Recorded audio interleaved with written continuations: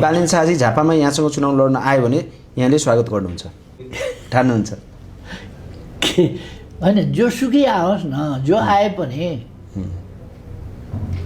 एउटा युवा मसँग चुनाव लड्न आँट गरिराखेको छ भने राम्रो कुरा हो, राम्रो कुरा हो नि। त्यहाँ उनले धेरै विकासका काम गरे होला,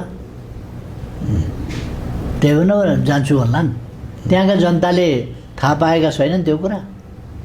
त्यहाँका नदी नियन्त्रण कसले गर्यो, त्यहाँ बाटा कसले बनायो, त्यहाँ पुल कसले बनायो, त्यहाँ स्कुल कसले बनायो, त्यहाँ कलेज कसले बनायो, कसको अगुवाईमा कसको प्रयासमा ती कामहरू भएका छन्।